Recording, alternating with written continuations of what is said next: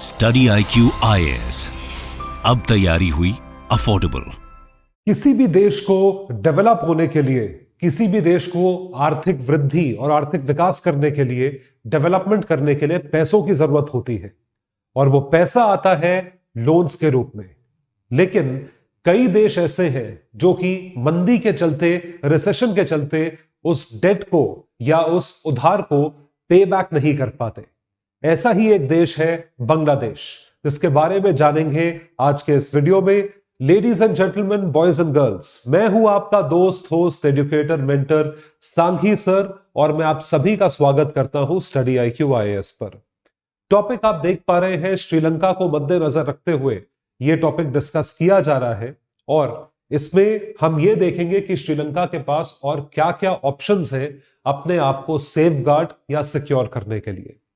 हमारे कोर्सेज 2024 और 2025 के एस्पिरेंट्स के लिए ऑलरेडी लाइव है।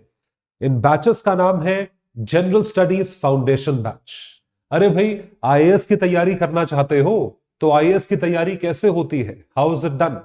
IAS की तैयारी करने के लिए आपको क्या क्या चाहिए? आपको चाहिए अच्छे टीचर्स, आपको चाहिए सिलेबस कंप्लीशन, आपको टेस्ट सीरीज और मेंटरशिप सेशंस। चारों चीजें आप लोगों के लिए अवेलेबल हैं हमारे इस कोर्स में, जिसे हम फाउंडेशन बैच कहते हैं। यह बैच पूरी तरीके से इंक्लूसिव है। सारी चीजें जो मैंने बताई वो यहां पे उपलब्ध है और टॉप फैकल्टीज द्वारा यह सब आपको पढ़ाया जाएगा एक बहुत ही अफोर्डेबल प्राइस में, जो कि सिर्फ और सिर्फ 19,000 रुपए है। It is only 19,000 rupees. अगर आप मेरा कोड यूज करें, डिस्काउंट कोड पे मिलता है and the code is Sanghi live. तो ध्यान रखिए डेट को। बैच जो है वो शुरू हो रहा है 5 मार्च, 5th of March 2023 से। तो मेरा यह कहना रहेगा कि आप इन बैचेस को जरूर एक्सप्लोर करें और इसी के साथ साथ आप इस टेलीग्राम हैंडल पर मेरे साथ जुड़े, आयुष सांघीज IAS अकेडमी, जिस पर आपको सारे PDFs जो मैं यूज करता हूं पढ़ाने के लिए और लेक्चर्स रिकॉर्ड करने के लिए, ये आपको यहां पर मिलेंगे। आप मुझसे अन्य सोशल मीडिया हैंडल्स जैसे कि ट्विटर और इंस्टा पर भी जुड़ सकते हैं। यहां पर भी आपको बहुत बढ़िया वैल्यू एडेड कंटेंट जो है वो मिलेगा। श्रीलंका एक छोटा सा आइलैंड नेशन है। It is called as an island nation in the Indian Ocean region. Indian Ocean में एक आइलैंड नेशन है श्रीलंका, जिसकी आर्थिक स्थिति बहुत खराब है। द इकोनॉमिक स्टेटस और the economic growth of this country is at risk. This is Sri Lanka. Sri Lanka ने, जैसे मैंने आपको बताया, डेवलप करने के लिए इतने सालों में खूब लोन्स लिए, लेकिन उन लोन्स के ऊपर श्रीलंका डिफॉल्ट कर गया। लोन्स जो है वो कई सारी संस्थाओं से और देशों से लिए जाते हैं। अभी आपको थोड़ी देर में बताएंगे कि वो कौन कौन से देश हैं। But Sri Lanka defaulted on its sovereign debt last year in the month of April and May, which is 2022, plunging the country into economic and political chaos. अगर आप लोन्स रीपे नहीं कर पाते हैं तो ऑपोजिशन वाले इनको गिराने की पूरी स्ट्रैटेजी बनाते हैं। और इकोनॉमिक स्टेटस या इकोनॉमिक केओस तब होता है क्योंकि आपके पास पैसा नहीं है रीपे करने के लिए, तो अपने देश में भी आप बहुत कुछ नहीं कर सकते हो और आपको और चीजों के लिए भी लोन कम मिलता है। Colombo government secured $2.9 billion or 2.4 billion pounds from IMF in the bailout in principle last year. पिछले साल जो है जब ये डिफॉल्ट कर गए तो उनको तकरीबन $3 बिलियन का जो है बेल आउट पैकेज मिला। बेल आउट पैकेज का मतलब क्या होता है? What does bell out package mean? Bell out package का मतलब ये होता है आपकी आर्थिक स्थिति जो बहुत खराब है उससे आपको बचाने के लिए, उभरने के लिए, इकोनॉमिकली आपको रीस्ट्रक्चर करने के लिए आपको बेल आउट पैकेज दिया जाता है, जो कि IMF देती है। तो सॉवरन क्रेडिटर्स जो है वो कौन कौन से देश हैं ये आपको बताते हैं। श्रीलंका ने प्राइमरीली लोन्स जो है वो कई सारे देशों से लिए हैं, लेकिन उसमें से 3 देश सबसे ऊपर आते हैं। The first country is China, followed by Japan and then India. अब पॉइंट यह है कि श्रीलंका इन तीनों देशों को जो है लोन्स यानी कि बोरोइंग्स ओ करता है। अब पॉइंट यह है कि IMF का यह कहना है कि आप को बेल आउट पैकेज तब दिया जाएगा जब आपके ये क्रेडिटर्स जो है, क्रेडिटर्स यानी कि जो देनदार है, ये आपके लोन्स को रिस्ट्रक्चर करें या ये आपके लोन्स को माफ करें, ये आपके लोन्स को माफ करें, तभी ये चीज हो पाएगी। तो सबसे पहले इस चार्ट के थ्रू मैं आपको यह बताना चाहता हूं कि लोन्स कहां कहां से लिए हुए हैं। तो श्रीलंका आउटस्टैंडिंग डेट कितना है आप देखिए, चीन से 14% का डेट है, 14%। Asian development bank, world bank, ISB, standard bank जो है, एशियन डेवलपमेंट बैंक से 15% है, वर्ल्ड बैंक से 10% है और इंटरनेशनल स्टैंडर्ड बैंक आईएसबी से 36% है। जापान से 9% है, इंडिया से 2% है और चाइना से लॉन्ग टर्म लोन फैसिलिटीज 6% है। इन टोटालिटी चाइना से जो है 14 + 6 20% का लोन जो है आता है, which is a massive amount. अगर आप देश की बात करेंगे तो चाइना से सबसे बड़ा लोन जो है वो श्रीलंका को आता है। The biggest loan comes from China.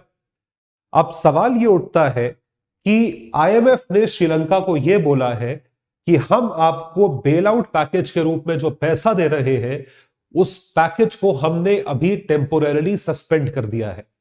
Sri Lanka को पैसा मिलना था दिसंबर 2022 में, जिसको आईएमएफ ने सस्पेंड करके पोस्टपोन कर दिया इनडेफिनेटली इसलिए सस्पेंड किया, इसलिए पोस्टपोन किया। उसमें क्या बोला गया, व्हाट वाज सेड कि भाई हम आपको बेल आउट पैकेज दें, we give you a bail out package, कितने भी अमाउंट का दें। आप अगर इस बेल आउट पैकेज को यूज कर दो रीपे करने के लिए, आप रीपे करने के लिए यूज कर दो जो लोन आप चाइना को वो करते हो या इंडिया को करते हो या जापान को करते हो, तो इस बेल आउट पैकेज का फायदा क्या हुआ? ये तो आपने उधार चुकाने में लगा दिया, तो बेल आउट पैकेज से आपने अपनी इकोनॉमिक रिस्ट्रक्चरिंग तो करी नहीं। तो इस वजह से अब आईएमएफ का यह कहना है कि जो आपके मेजर देनदार है या जिनसे आपने पैसा लिया है, उनका आप लोन रिस्ट्रक्चर करवाइए, उनसे बोलिए कि लोन्स को ठीक किया जाए। The country owes more than $51 billion in debt, इसमें से तकरीबन $40 billion for foreign lenders, including $5.5-6 billion जो है वो चाइना को देना है। $6.5 billion have to be paid to China. अब देखिए, अब सवाल ये उठता है कि इस बांग्लादेश की इस खराब स्थिति को या खतरनाक स्थिति को देखते हुए इंडिया ने श्रीलंका को as a good neighbour support किया। भारत ने आईएमएफ को लिखा कि हम श्रीलंका के ऊपर रीपेमेंट का प्रेशर नहीं डालेंगे, we are not pressurising Sri Lanka for repayment.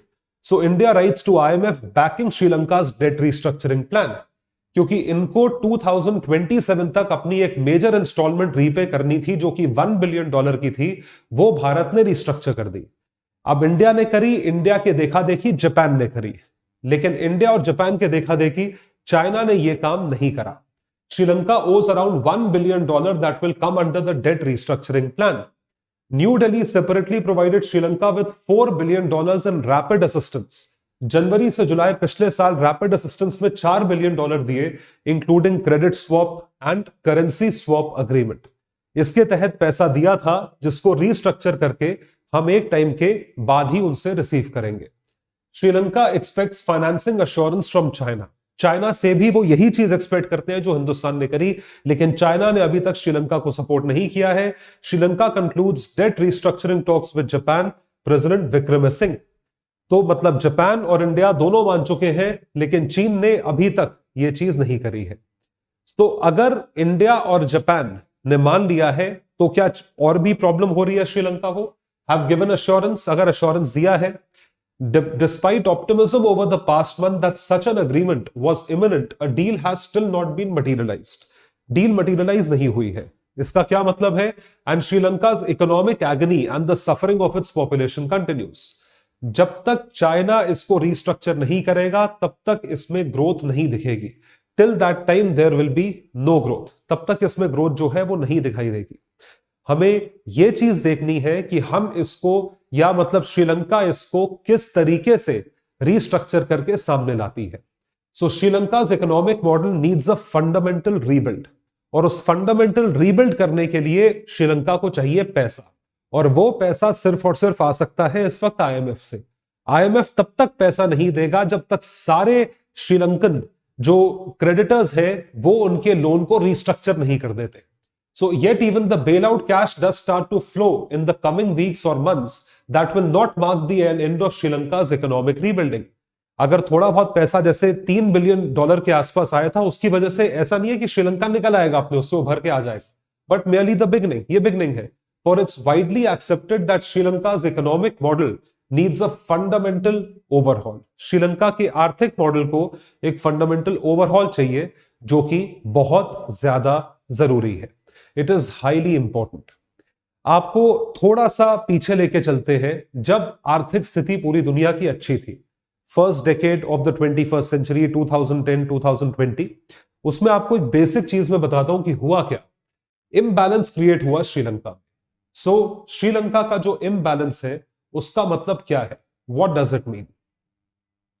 जब हम लोग ये चीज देखते हैं कि श्रीलंका का इम्बैलेंस क्रिएट हुआ है, उस इम्बैलेंस के तहत हुआ क्या है actually, what has happened. Let's have a look.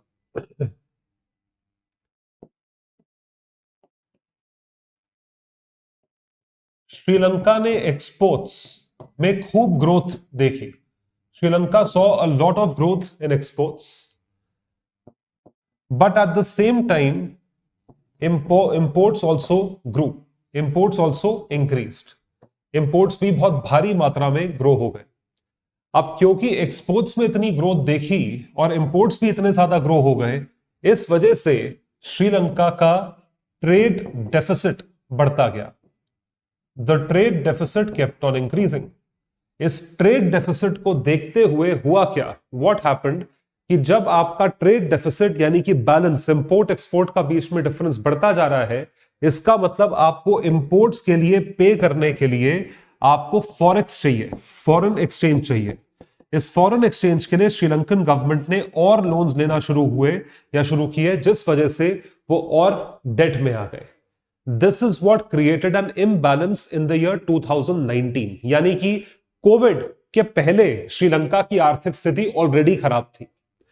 दिखाते हैं आपको. So the savage end of the government's 25-year war against LTTE, Sri Lanka benefited from something of a financial peace dividend. Peace dividend मिला कैसे? The government at the time successfully attracted large flows of foreign investment. Foreign investment आया जब LTTE खत्म हो गया. Not only from foreign governments like China, but also private international bond holders, जो कि अच्छी बात है. जो फाइनेंशियल फ्लोज हुए, जिसकी वजह से ऑब्वियसली पैसा आता है तो आर्थिक वृद्धि होती है, डोमेस्टिक ग्रोथ होती है, at the cost of ballooning imbalances. Imbalances क्या हुए? जो इकोनॉमिक ग्रोथ हुई, इसकी वजह से आपने चीजों को मैन्युफैक्चर करा. मैन्युफैक्चर की वजह से आपके एक्सपोर्ट्स में बढ़ोतरी हुई, एक्सपोर्ट्स बढ़े. तो जब एक्सपोर्ट्स बढ़े तो आपने कमाया, लेकिन इसके साथ साथ हुआ ये कि आपके इंपोर्ट्स भी बढ़ गए. The exports continued to rise from 2000 to 2018, $6.5 billion से $20 बिलियन के आसपास. During the same time period, they slumped as a share of the economy from 39% to 23%. तो इकोनॉमी का शेयर जो एक्सपोर्ट्स का रह गया वो सिर्फ 23% रह गया, क्योंकि इंपोर्ट्स भी बढ़ गए. तो पैंडेमिक के पहले tearing the heart out of the island's lucrative tourism industry, tourism industry बहुत मैसिव थी. Sri Lanka is natural beauty. जैसे लोग गोवा जाते हैं, मालदीव जाते हैं, वैसे श्रीलंका जाते थे. श्रीलंका का ट्रेड डेफिसिट जो है वो तकरीबन 6%, उसकी जीडीपी का 6% हो गया. ये जो इम्बैलेंस है is one of the reasons the default hit Sri Lanka so hard, and it suddenly found itself without the means to generate the foreign currency needed to import vital supplies of food and fuel. अब स्थिति ये आ गई है कि अब vital supplies के लिए जो आपको पैसा चाहिए, वो पैसा आपको लोन के रूप में लेना पड़ रहा है, क्योंकि एक्सपोर्ट्स जो है वो पूरे नहीं पड़ते. Exports are not sufficient. ये प्रॉब्लम श्रीलंका में कोविड हिट होने के पहले ही हो चुकी थी. अब इतनी क्राइसिस होने के बाद सवाल ये उठता है कि क्या श्रीलंका इस क्राइसिस से बाहर निकलने की स्थिति में है? Can Sri Lanka come out of this crisis, and can it treat the trade way back to its prosperity? Can it treat the path of prosperity is the question.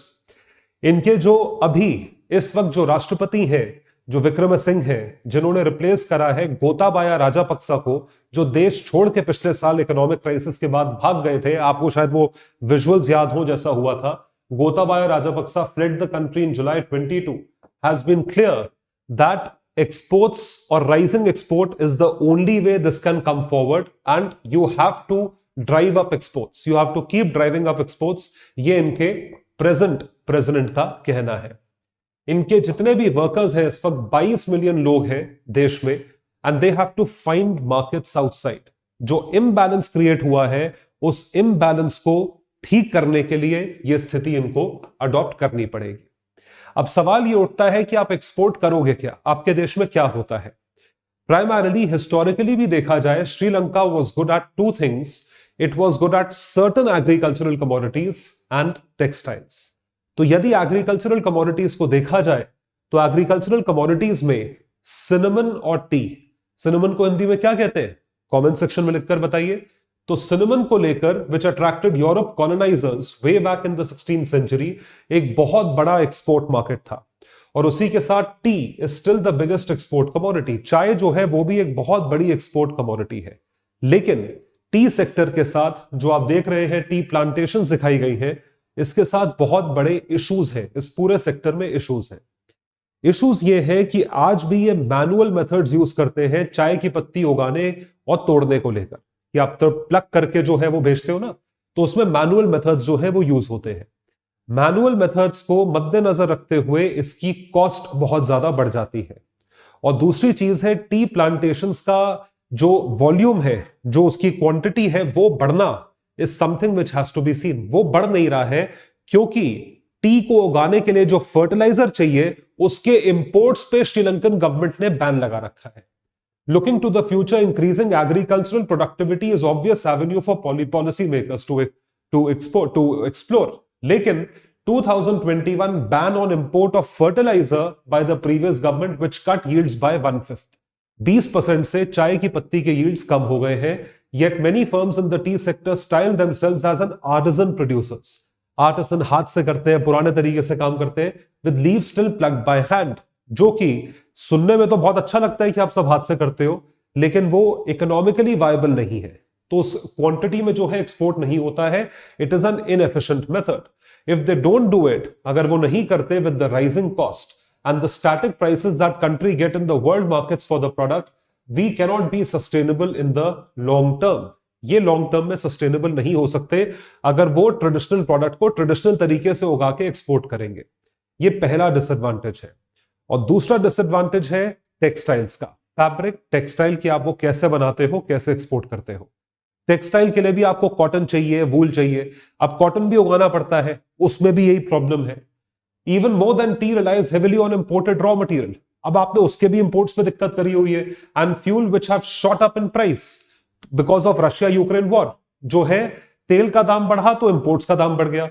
Tea and textiles, though they will probably always be important, are unlikely to push Sri Lanka very far up the global export value chain. ये pushup ज्यादा नहीं कर सकते. तो garments को manufacture करना जो है बहुत ही जरूरी चीज है. जो बड़े बड़े ब्रांड्स हैं वेस्टर्न कंट्रीज के, यूरोप के, यूएस के, वो सारे मैन्युफैक्चरिंग यहां से करवाते हैं, पाकिस्तान, श्रीलंका और बांग्लादेश से. अब क्योंकि लो कॉस्ट मैन्युफैक्चरिंग होती है इसलिए वो आउटसोर्स करते हैं. लेकिन अगर वो लो कॉस्ट नहीं रहेगी या इतना दाम बढ़ जाएगा इनपुट कॉस्ट, तो वो क्यों मैन्युफैक्चर करवाएंगे, वो अपने ही देश में करवा लेंगे. So this is also a problem. ये भी चीज एक प्रॉब्लम है. तो अब सवाल ये उठता है कि श्रीलंका क्या एक्सपोर्ट कर सकता है, बताइए भाई. श्रीलंका, आपको क्या लगता है कि एग्रीकल्चर टेक्सटाइल में वो रिच है तो वो एक्सपोर्ट कर सकता था, लेकिन वो अभी डाउन चल रहा है. श्रीलंका एक आइलैंड कंट्री होने के नाते क्या कर सकता है, आपको बताते हैं. Sri Lanka can export it's port. It can allow other countries to use its port services in order to ferry south east Asia से गल्फ से south east Asia. Malacca strait से कितनी सारी शिप्स घूम के जाती हैं. हर कंट्री मलाका स्ट्रेट के थ्रू ट्रेड करती है क्योंकि दूसरा कोई रास्ता नहीं है.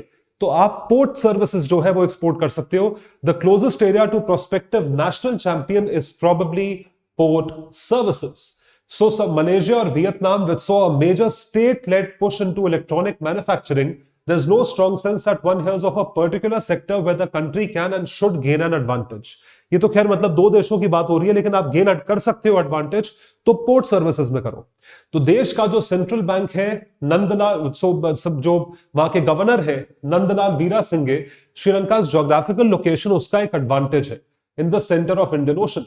तो वो ट्रांसशिपमेंट हब बन सकता है by allowing its ports and logistics to be used and where there is potential for us to promote exports, कि आप एक्सपोर्ट्स को प्रमोट कर सके। It is estimated that 1/3 of the world's bulk cargo, दुनिया का जितना कार्गो ट्रेड होता है उसका 1/3 and 2/3 of its oil is transported across the Indian ocean. वो ट्रांसपोर्ट होता है across Indian ocean, but perhaps the absence of a clear national plan doesn't matter as much as getting the economic policy making basics right. आपको ये चीज करनी पड़ेगी, आपको अपने हिसाब से उसको मार्केट करना पड़ेगा ताकि लोगों को वो चीज समझ में आए। बहुत जरूरी है भाई, लोगों को पता भी होना चाहिए ना कि आप ये चीज देने को तैयार हैं, आप ये चीज मार्केट करने को तैयार हैं, एक्सपोर्ट करने को तैयार है। ये बहुत बड़ी चीज है। और आखिर चीज, श्रीलंका और क्या कर सकता है?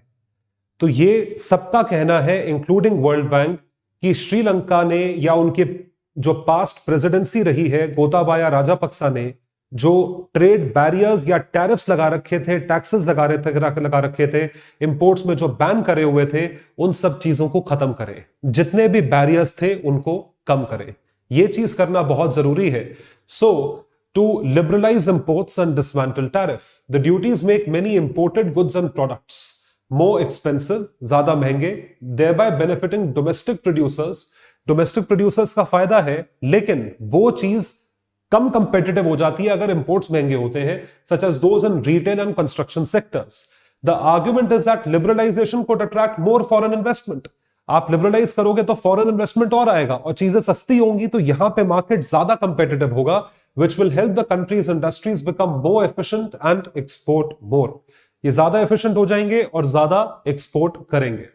तो कहना यह है that optimistic case is that shock of last year will provide an impetus for such painful reforms जो करने पड़ेंगे, मतलब आपको लिबरलाइज करना पड़ेगा, and give Sri Lanka at least a fighting chance of trading its way out of its worst ever economic crisis। तो उसके लिए आपको ट्रेड बैरियर्स जो है वो कम करने पड़ेंगे, आपको इंटरेस्ट जो है वो बढ़ाना पड़ेगा, फॉरेन इन्वेस्टर्स को अपने देश में अट्रैक्ट करना पड़ेगा, जो कि एक बहुत जरूरी चीज है। ऐसे ही आपके देश में आके कोई इन्वेस्ट नहीं करता, जिसको इन्वेस्ट करना है वो किसी भी देश में जा सकता है। श्रीलंका क्यों आए? उसके लिए आपको ईज ऑफ डूइंग बिजनेस, अपनी कंट्री को उस हिसाब से मार्केट करना पड़ता है। तो ये हमारा टॉपिक था। पूरे टॉपिक को समराइज करेंगे विद इन 1 मिनट, लेकिन उससे पहले आपको अपने नए जीएस फाउंडेशन बैच के बारे में कुछ बताते हैं। आप आईएएस की तैयारी कर रहे हैं सब लोग, और आईएएस की तैयारी करने के लिए क्या क्या चीजें चाहिए होती है आप लोग? आपको चाहिए होती है टॉप फैकल्टी, आपको चाहिए होता है सिलेबस कंप्लीशन, आपको चाहिए होता है टेस्ट सीरीज, और उसी के साथ साथ मेंटरशिप सेशंस। सिर्फ इतना ही नहीं, और भी कई सारी चीजें हैं और हमारे इस पैकेज कोर्स में आपको प्रोवाइड करी जाएंगी, जिसको हम जीएस फाउंडेशन बैच बोलते हैं, एक बहुत ही अफोर्डेबल प्राइस पे। तो कर लीजिए, चेकआउट कर लीजिए, लिंक दिया हुआ है। बैच अवेलेबल है सिर्फ और सिर्फ 19,000 रुपए में, अगर आप मेरा कोड यूज करेंगे जो कि है सांघी लाइव। तो सांघी लाइव कोड पे आप मैक्सिमम डिस्काउंट पाएं, और जरूर सब्सक्राइब करें इस बैच को, जो कि वन स्टॉप शॉप है तैयारी के लिए। आइए देखें ये टॉपिक क्या कहता है। Let's summarise this topic. बात हो रही है श्रीलंका किस तरीके से क्राइसिस से बाहर आए। श्रीलंका को आईएमएफ ने तकरीबन $3 बिलियन का लोन प्रोवाइड करा उसको इकोनॉमिक क्राइसिस से बाहर आने के लिए, लेकिन वो सफिशिएंट नहीं है। उनका यह मानना है कि आपके जितने लोगों से आपने लोन लिया हुआ है, जितनी कंट्रीज से, वो भी आपके लोन को रिस्ट्रक्चर करें। उसको देखते हुए भारत और जापान ने लोन को रिस्ट्रक्चर करा, लेकिन चीन ने अभी तक नहीं करा। तो इस वजह से आईएमएफ ने अपना अगला इंस्टॉलमेंट कैंसिल कर दिया। Cash will not be release to Sri Lanka until its sovereign creditors like China and India first agree to a restructuring. Bharat मान चुका है, जापान मान चुका है, चीन नहीं माना है। डील जो है वो मटीरियलाइज नहीं हुई। इस वजह से श्रीलंका की जो जनता है वो आज भी एक्सप्लॉइट हो रही है, वो सफर कर रही है। Sri Lanka economic model needs to be fundamentally overhauled. इसको ओवरहॉल करना बहुत जरूरी है। इस वजह से Sri Lanka should go back to its basics. उसे क्या करना चाहिए? उसको फिर से अपने एक्सपोर्ट्स को प्रमोट करना चाहिए और एक्सपोर्ट की तरफ देखना चाहिए। तो प्रॉस्पेरिटी, वृद्धि यानी कि ग्रोथ कब आएगी? Highly competitive export oriented economy. दो चीजों में श्रीलंका पॉपुलर था, एग्रीकल्चर, टी एंड सिनेमन, और उसके साथ साथ टेक्सटाइल्स। उन दोनों में उसे ग्रोथ देखनी चाहिए। और उसके सिवा अपनी पोर्ट सर्विसेज जो आइलैंड लोकेशन है उसका फायदा उठाते हुए उसको अपने पोर्ट सर्विसेज को भी यूटिलाइज करने के लिए दूसरे देशों को देना चाहिए, और जो टैरिफ या ट्रेड बैरियर्स हैं उसको लिबरलाइजेशन स्कीम के तहत और मार्केट करना चाहिए, which means it should further liberalise itself, removing trade barriers. So these are the things how Sri Lanka should work. जो पीडीएफ्स है वो आपको उपलब्ध होंगे मेरे टेलीग्राम हैंडल पर आयुष सांघीज IAS अकेडमी, और आप मेरे ट्विटर हैंडल पर जरूर मुझसे जुड़े, बड़ा मजा आएगा. हम बहुत बढ़िया वहां वैल्यू एडेड कंटेंट शेयर करते हैं. Bye everyone, take care, all the best. Study IQ IAS, अब तैयारी हुई अफोर्डेबल.